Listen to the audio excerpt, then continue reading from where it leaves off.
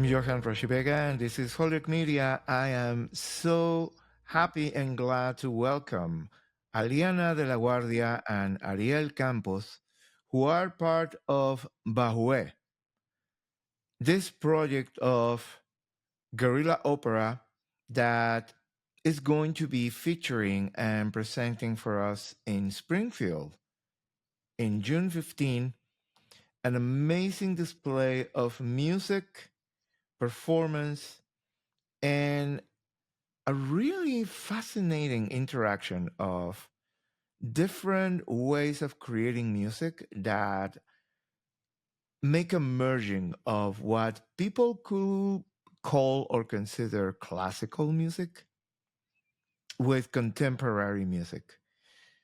So we are here to talk all about it and get to learn more about Bahué.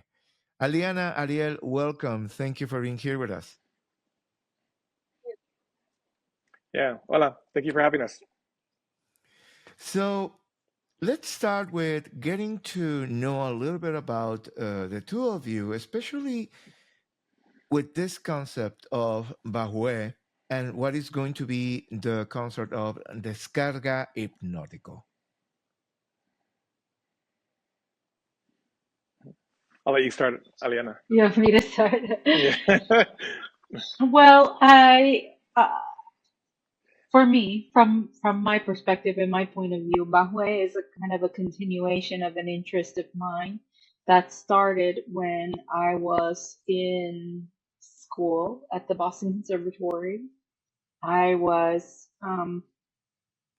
had a classical education where I learned to be an opera singer. We were in classes for French, Italian, and German, and you took entire semesters of classes of Italian repertoire and of German repertoire and of French repertoire. And the Spanish repertoire was kind of lumped in with other languages of like French and Slavic, of Russian and Slavic and different other, I guess, what they would consider more unusual languages.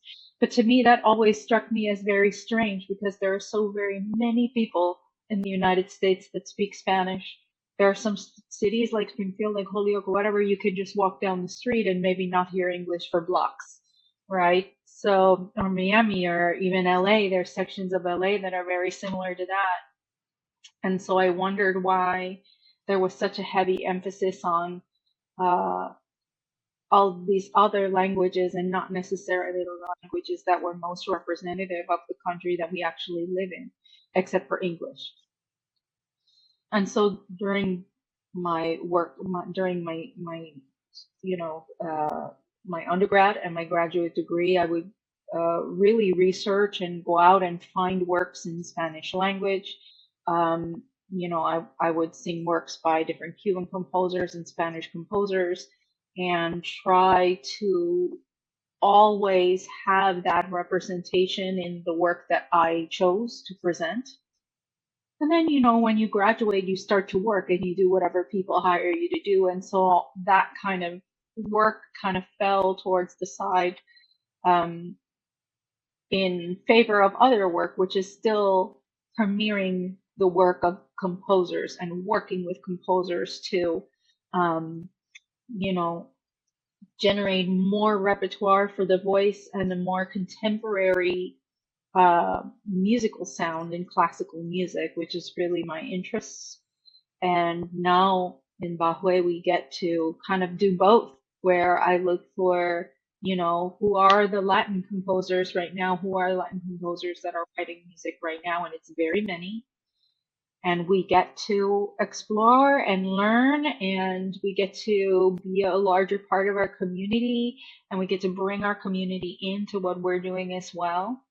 So this is a very holistic project for me.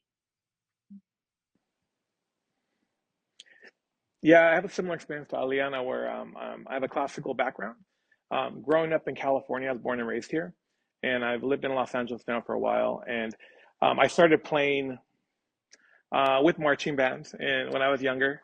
And then I eventually, when I started studying college music, same thing where we take a classically trained approach. And um, I found myself, when in my practice sessions, I found myself warming up on things like when I was on marimba. I found myself like, I didn't even realize I was doing it. I was just like making warm ups for myself, technical exercises. And I was like, hey, this song sounds like songs I used to hear at my parents' parties or my family's parties.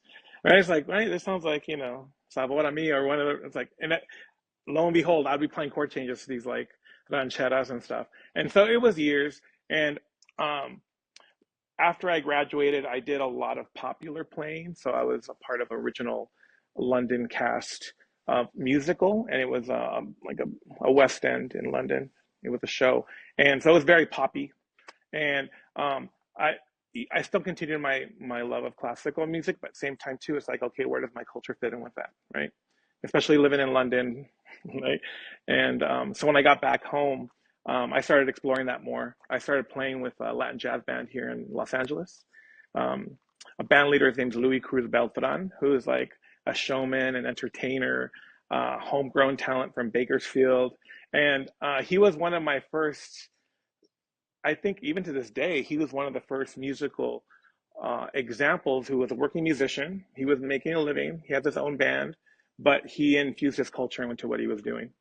And so I would play jazz vibraphone with him. So I learned a lot of standards and infusing that into my classical training was interesting. And then so fast forward, pandemic happens. I meet Aliana, and we're talking and commiserating how there's still not enough um, music played by Latino composers, Latin composers.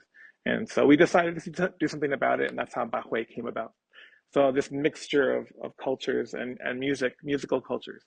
And Aliana is such a great I don't even know if it's the word. She's a great like joiner, a bringer together of people. She created this whole like opera company on her own, and she's such a go getter. And I really admire her work ethic. And so it's great to see her combine her talents with what our goals are to trying to get people, Latinate composers, to compose for us, and then us bring our music to communities like Springfield.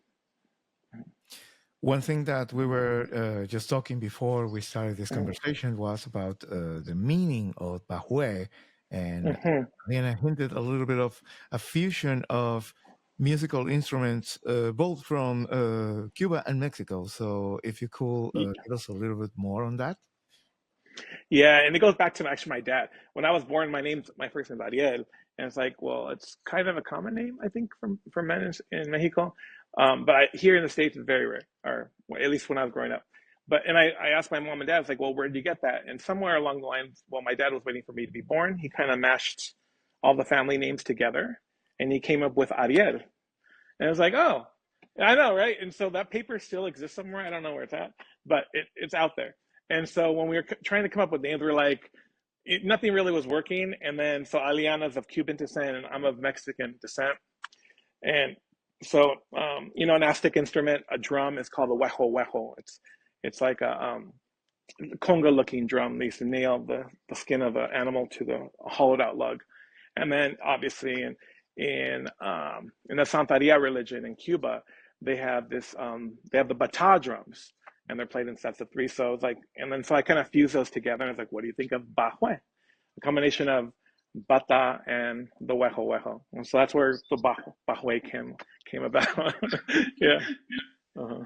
Yeah. Which is in some cases it may sound like something novel, but I mean this type of syncretism, it is part of our culture as Latinos, where Cuba, Mexico, the Caribbean, and the continental Americas are part of the same, especially through music. Historically, we have always been connected. So it is beautiful to hear and see how coming with this name is another way to keep that relevance of the ways that cultures and music are joined and still today creating something that combines actually an interesting approach of operatic singing with Aliana as a soprano and you, Ariel, on the vibraphone, but also integrating electronic elements. So how does that recipe of acoustic, organic, and electronic elements works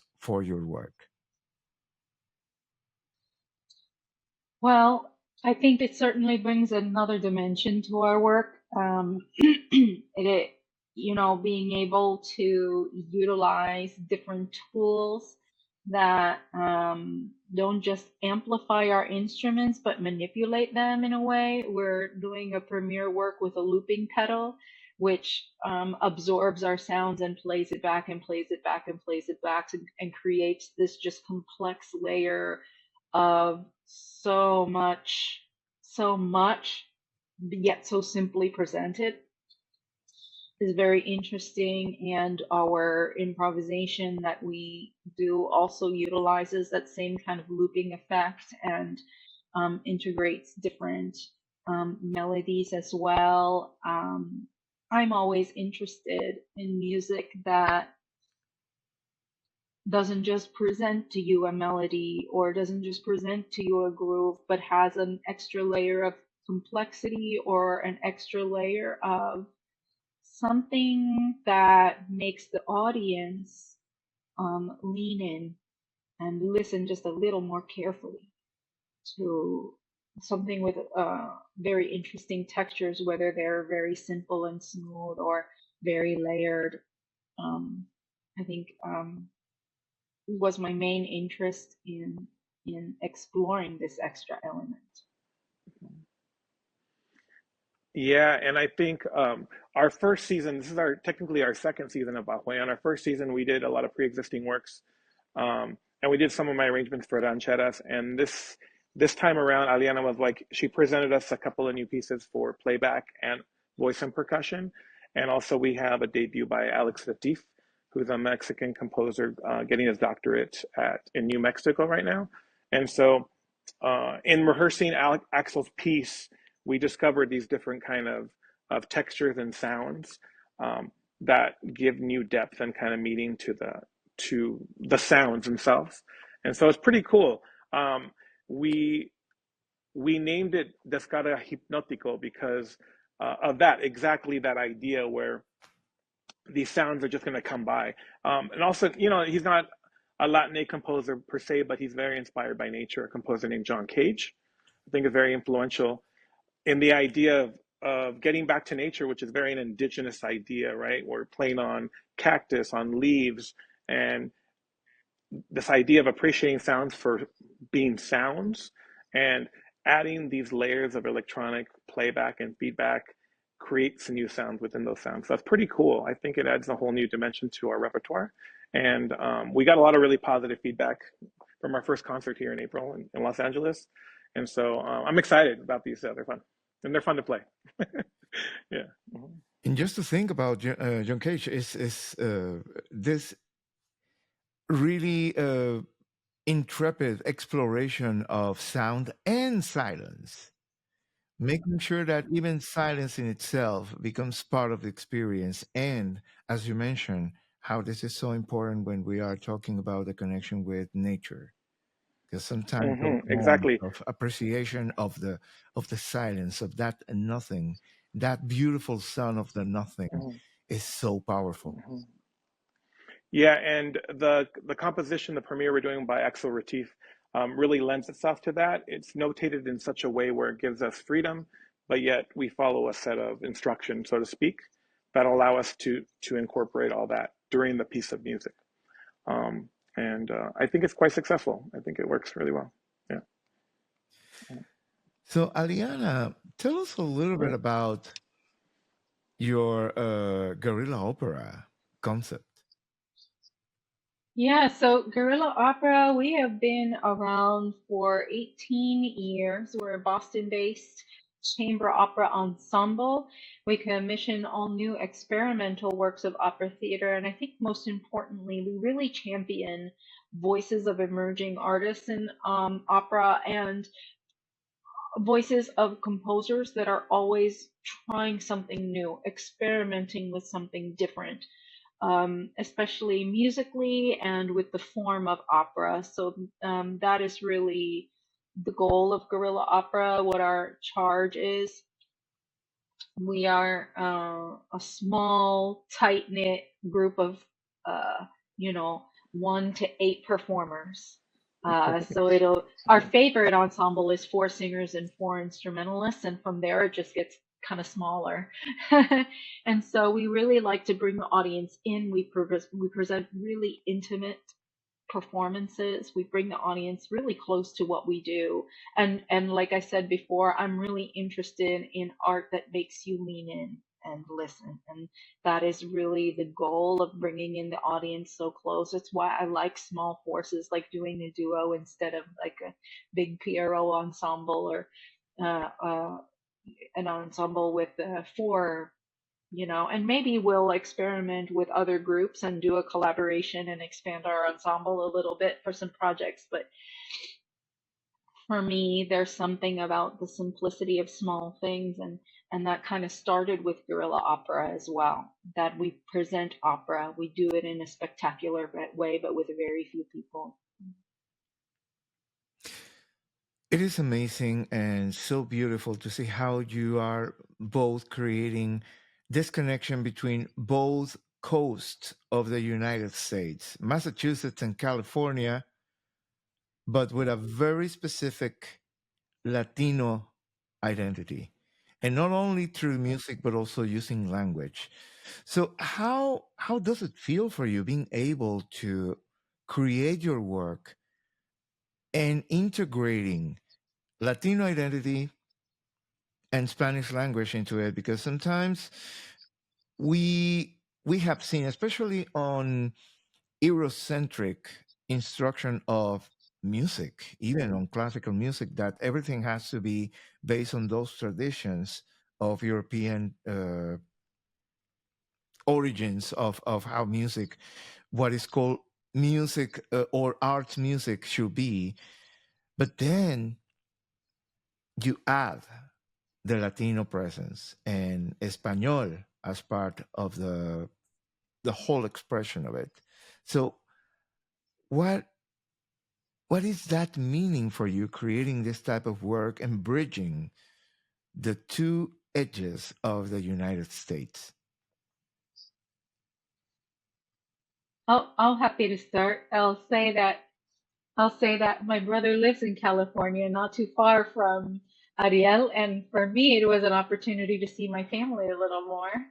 And, and I think that it's very interesting to present works in these cities that have kind of similar. One is a much larger city, obviously, but that have such similar populations and similar cultures running through them, and that could be mirrored across the country, I think is very interesting. I think that I've learned through Bahué that, like, we as Spanish speaking Latin people think of being Latin in that way, but we also have, our cousins in Brazil. We've had Filipino composers write for us in our last project, and they're a part of that Spanish colonialism as well, and they have that diasporic connection. And I think that through this project, my idea of who identifies as Latin or Latin diaspora has been greatly expanded. Yeah. Yeah, and I think as far as like I just like the idea of like even in the United States there's like kind of an East Coast tradition and a West Coast tradition of classical music even. And I like that idea of us kind of joining that. And I've worked some on the East Coast and I worked with a lot of people from the East Coast and the Midwest. And so it's always different when I come together with those players. And so I think that first and foremost it's great. That musical exchange is always great. But it's just more about how more similar we are than we are different. And I think that's a good point in the music as well. As we join this, avant-garde sounding soundscapes with our heritage, it's not really. I discovered it's not really even avant-garde. It's just the sounds of nature, really, right? And so it's all coming full circle, basically. And same thing, embracing as much of the Latino community as we can. Um, and we're not a monolith, right? So we're we're a bunch of different things, and so I like the idea that we're putting it out there, so to speak. We're one of our mission statements is to do exactly that, is to promote music by Latina composers. Um, and I don't think for as long as I've been listening to chamber music and all this other stuff worldwide, I don't ever remember seeing anybody's mission statement kind of like that. There are chamber groups from all different parts, but I like that as part of our identity. It's there. we have it out there, so it's good. And I think that's for me, that's a big achievement. So your upcoming concert that is going to be Descarga Hipnótico is going to happen at the Community Music School of Springfield on June 15. And with this, you are going to be featuring world premiere works from Orlando Jacinto García, Jorge Sosa, Jimena Maldonado, Ney Rosauro, Axel Retif, and also a composition where you're going to be improvising on the go. How does it feel for you to be able to present work by composers that represent the different aspects of contemporary arts music in Latin America and the United States? Mm-hmm. Yeah, go ahead. Yeah, well, I think it is I think this particular concert ended up being very thematic around contemporary ideas. And so, Ney Rosauro has a lot of contemporary has a lot of contemporary music influence in his music that I think is interesting and that makes the songs quite nice and palatable for anyone who's ever experienced any kind of music. And I think from there we build the program so that, there's a kind of setup and a build towards the more challenging pieces and then a come down from those challenging pieces. And my hope is that we would take the listener on a very progressive journey, progressive meaning that it just has a flow that one that leads to the other. Well, also, musically progressive, like look forward looking, right? So I think that this is a concert that will appeal to many levels of people who have experienced different kinds of music. I think if you have never experienced contemporary classical music before, you will come to this concert and take away something. And if you've experienced a lot of contemporary classical music, you'll come to this concert and take away something. And it's our goal to kind of hit all those marks in the music that we choose and the music that we present as well. Mm-hmm. Yeah, and for me, I like taking that journey of combining the idea of avant-garde with combining with my culture, like me arranging for the Mexican ranchera. And last season we did a lot more direct. I did chords like a guitar, and then she was singing the lyrics. This time around, I'm doing my own arrangement of the classic La Llorona, and so I'm going back to the original idea of the story, and I'm kind of interpreting that through the vibraphone and different nature sounds, and I'm creating a whole little piece around that. So that's the kind of way I like to express myself, and literally combine my cultural background with the new language of the contemporary music that we're playing. I have a particular interest in Cuban composers because that's my heritage, and I have a whole list of the ones that exist here in the States that I know of, and another list of works that I've accumulated over time. And one similar work that I'm presenting that is also a solo piece is called Canto de cuna para la humanidad. And that is a work by Orlando Jacinto García, who's based out of Miami. And that one Similarly, uses a lot of very sparse sound and silence and very lightly spoken words to bring the listener back to themselves and to bring them back into their being, and also bring us back into the energy together. And we like having these solo works that break up the program in an interesting way. It offers one of us to take a break, but also to highlight each other as soloists and then come together in the chamber music, I think is very nice. I think it's really important and meaningful that you are doing this work where you are showcasing your skills and your talents as classical trained musicians and composers and creators. And at the same time, you are incorporating the most innovative and contemporary ways of expressing music, art music, where utilizing technology and electronic elements. I remember hearing those were things that you should not do when you have a conservatory or classical training music.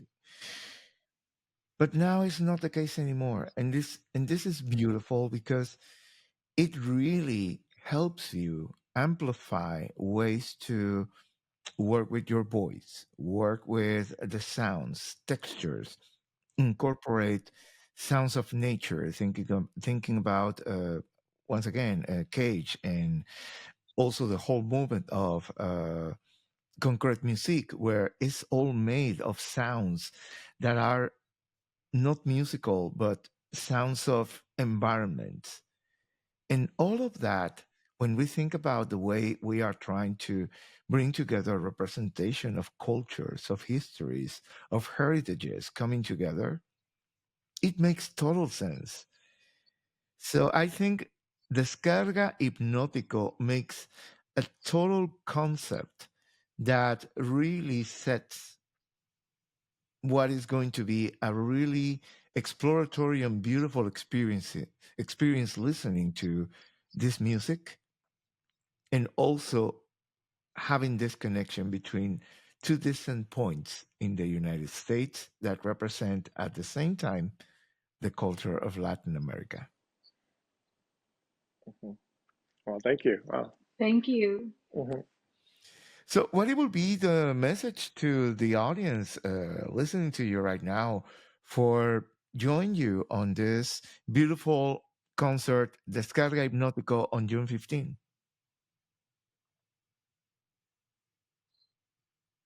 I would say that there are multiple languages on the program, and that you don't have to be a Latin person to enjoy or appreciate what we're trying to do. And I would say that if you are a Latin person, you would especially enjoy and appreciate what we're doing on this program because it's so varied. And I'll also add that tickets are pay what you can. So there's any number of tiers that you can choose from. We don't want our work to be inaccessible to anyone. We want everyone to be able to come and enjoy what we're doing if you're curious to come see. And I really hope to open some ears to new composers and to new ideas of what music can be and how to enjoy that. Yeah, and I echo Aliana's sentiments. Please come join us just for a relaxing night of music. Listen without any kind of expectations of sounds for the most part. That's not. I don't know if that sounds bad, but it's. But everything is centered around creating a community, una comunidad de música y un ambiente de música para gente de todas edades, todos, all backgrounds. This is not music only for Latinos. We're trying to create a community here of people who want to just come enjoy a concert, and I think we'll provide a good show. So hopefully we'll see everybody there. This is our conversation with Bahué, Aliana de la Guardia, and Ariel Campos, who will be presenting their show, Descarga Hipnótico, on June 15th at the Community Music School of Springfield. All the information related to this concert, as well as the information of Bahué, for anyone who wants to discover more about the work of Aliana and Ariel, all these links are going to be posted on this story. And I just want to say, Aliana, Ariel, thank you so much for this beautiful time together. And I look forward to enjoy of listening to your performance at the Community Music School of Springfield on June 15. Thank you. We look forward to having you and hope that some of our listeners, some of our watchers can join us too. Yeah, thank you so much. Thank you for having us.